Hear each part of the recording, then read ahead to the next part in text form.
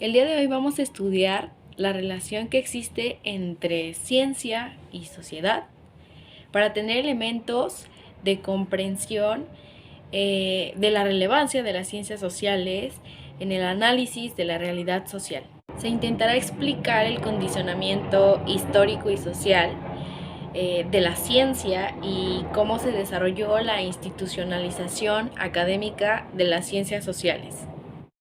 Para John Elster, las ciencias sociales, como cualquier otra ciencia empírica, tratan de explicar dos clases de fenómenos: los acontecimientos y los hechos.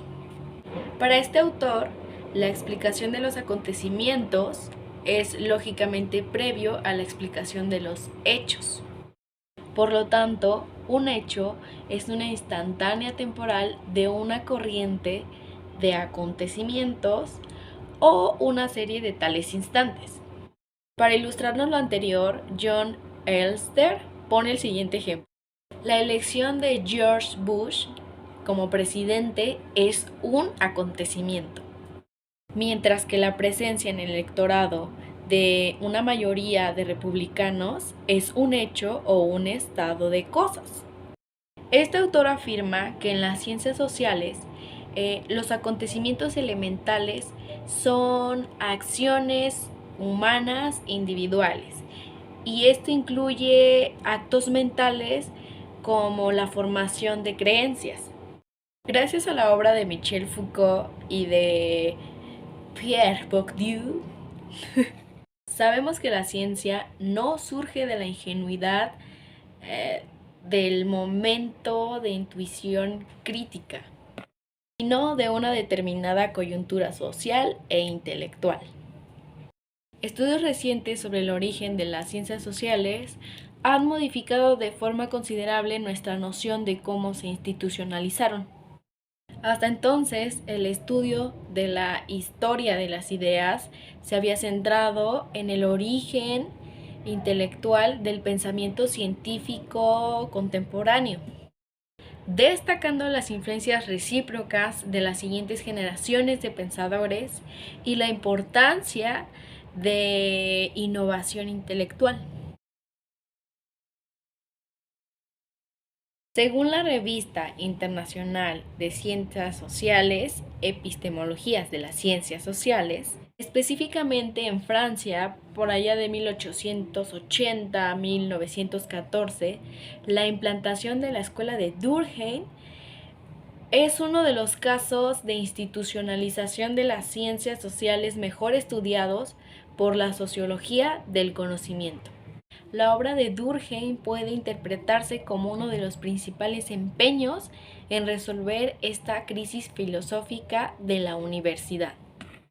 Esto mediante la transformación del contenido intelectual, así como de los programas de estudio, y la sustitución, importantísimo, de los docentes espiritualistas por docentes con un enfoque dotado de una visión científica y positivista. Esto le permite a las ciencias sociales poner en escena sus prácticas científicas, las formas en que construyen sus objetos de conocimiento e implementar métodos y metodologías científicas, convirtiéndose, según Wallerstein, en espacios conformados por comunidades científicas que permite una mayor circulación de comunicación científica. Por desgracia, la sociología de Durkheim nunca logró su autonomía institucional con respecto a la filosofía, debido a que no pudo hallar un mercado laboral para sus egresados y los títulos obtenidos mediante sus programas de estudio eran de escaso valor. Es importante considerar la significación social y política de la sociología en el contexto político de la sociedad francesa a finales del siglo pasado. La función primordial de las ciencias sociales en ese periodo era contribuir a elaborar la ideología republicana de la Tercera República a pie de guerra. La función de los durkheimianos consistió en inculcar ideas correctas que ayudaran a la vida en común de los individuos y de las clases.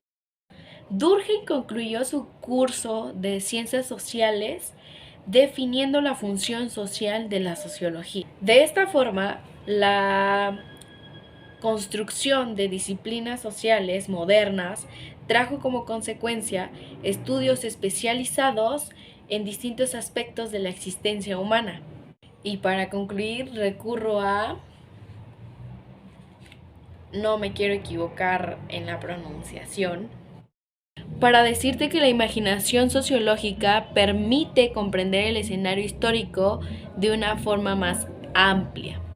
Para este autor, alguno de los frutos de la imaginación sociológica es que el individuo puede comprender su propia experiencia y evaluar su propio destino, localizándose a sí mismo en su contexto histórico, en su época, que puede conocer sus posibilidades en la vida si conoce la de todos los individuos hallados en sus mismas circunstancias.